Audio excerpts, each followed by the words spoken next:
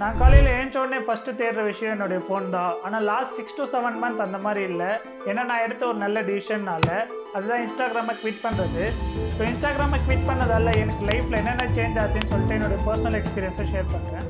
என்னுடைய ரொட்டீன் எப்படி இருந்ததுன்னா, காலையில் ஏஞ்சோடனே இன்ஸ்டாகிராம் யூஸ் பண்ண ஸ்டார்ட் பண்ணுவேன். மைண்ட்லெஸ்ஸாக ஸ்க்ரோல் பண்ணின்னே இருப்பேன். சாப்பிடும்போது, ப்ரஷ் பண்ணும்போது, எல்லா டைம்லையும் இப்படியே 2 to 3 hours போயிடும் காலையில். அதுக்கப்புறம் ரெடியாகி ஆஃபீஸ் போயிடுவேன். ஆஃபீஸ் போயிட்டு திரும்ப ஈவினிங் வந்த உடனே திரும்ப இன்ஸ்டாகிராம், நைட் 1 o'clock 2 o'clock வரைக்கும் மைண்ட்லெஸ்ஸாக ஸ்க்ரோல் பண்ணுவேன். இப்படியே தான் என்னுடைய ரொட்டீன் இருந்தது. நான் எதனா புதுசாக லேர்ன் பண்ண நினச்சாலோ என்னால் ஃபோக்கஸ்டாக அதில் ஒர்க் பண்ண முடியல. இதுக்கான சொல்யூஷன் நான் இன்டர்நெட்டில் தேடும்போது தான் நான் ஒரு விஷயத்தை பார்த்து, அதுதான் டோபமைன். டோபமைன்னா என்னன்னு சிம்பிளாக எக்ஸ்பிளைன் பண்ணுறேன். டோபமைன்னா ஒரு ஃபீல் குட் ஹார்மோன். நம்ம எதனா ஒரு கஷ்டமான டாஸ்க்கை 6 to 7 hours ஒர்க் பண்ணி அதுக்கப்புறம் அதை அச்சீவ் பண்ணால் ரிலீஸ் ஆகக்கூடிய ஹார்மோன் தான் டோபமைன். அதான் ஃபீல் குட் ஹார்மோன். ஆனால் நம்ம இந்த இன்ஸ்டாகிராம் ரீல்ஸ் பார்க்கும்போது ஒரு 30 செகண்ட்ஸ்க்கும் நம்ம டோபமைன் ரிலீஸ் ஆகும். ஏன்னா ஒரு ரீல்ஸ் பார்க்கும்போது நம்ம ஹாப்பியாக ஃபீல் பண்ணுவோம். அது மட்டும் இல்லாமல் நம்ம டிஃப்ரெண்ட் எமோஷன்ஸை ஹேண்டில் பண்ணுவோம்.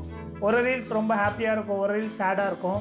ஸோ இந்த மாதிரி மல்டிபிள் எமோஷன்ஸை நம்ம ஹேண்டில் பண்ணுற மாதிரி இருக்கும். இது நம்ம பிரெயினுக்கு நல்லதே இல்லை. ஸோ ஒரு வாட்டி இன்ஸ்டாகிராம் யூஸ் பண்ணும்போது நம்மளுடைய டோபமைன் த்ரெஷோல்ட் அதிகமாகினே போகும். First time 30 minutes Instagram use பண்ணால் நெக்ஸ்ட் 1 hour யூஸ் பண்ணுற மாதிரி இருக்கும். அதுக்கப்புறம் 1.5 hour 2 hour இந்த மாதிரி மைண்ட்லெஸ்ஸாக ஸ்க்ரோல் பண்ணினே இருப்போம். இதனால தான் நான் இன்ஸ்டாகிராமை குவிட் பண்ணணும்னு சொல்லிட்டு நினச்சேன்.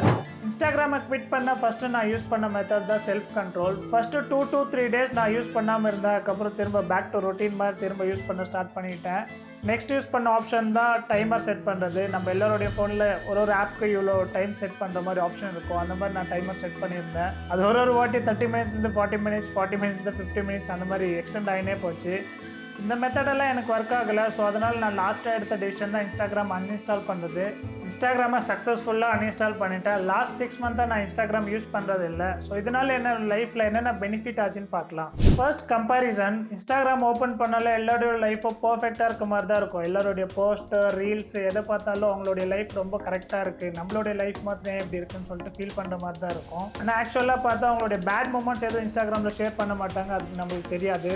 ஸோ எல்லாருடைய லைஃப்பை கரெக்டாக இருக்குது, நம்ம லைஃப் தான் கரெக்டாக சொல்லிட்டு கான்ஸ்டண்ட்டாக நம்ம லைஃப்பை கம்பேர் பண்ணினே இருப்போம். இப்போ அந்த மாதிரிலாம் எனக்கு எந்த கம்பேரிசனும் இல்லை. எனக்கு என்னென்ன இருக்கோ அதை வச்சு நான் ரொம்ப கிரேட்ஃபுல்லாக ஃபீல் பண்ணுறேன். அதுக்கப்புறம் செல்ஃப் டெவலப்மெண்ட். முன்னாடியெல்லாம் ஒரு வருஷத்துக்கு ஒரு புக் படித்தாலே பெரிய விஷயம். ஆனால் லாஸ்ட் 6 மந்த்தாக நான் 3 புக் கம்ப்ளீட் பண்ணிட்டேன். ரீசெண்டாக இந்த புக்கு தான் படிச்சுன்னு இருக்கேன். நெக்ஸ்ட் என்னுடைய அட்டென்ஷன் ஸ்பேன். முன்னாடியெல்லாம் எந்த ஒரு விஷயம் பண்ண என்னால் ஃபோக்கஸ்டாக பண்ண முடியாது. இப்போல்லாம் ரொம்ப ஃபோக்கஸ்டாக பண்ணுறேன். நான் ரீசெண்டாக ஜாப் கூட ஸ்விட்ச் பண்ணேன்.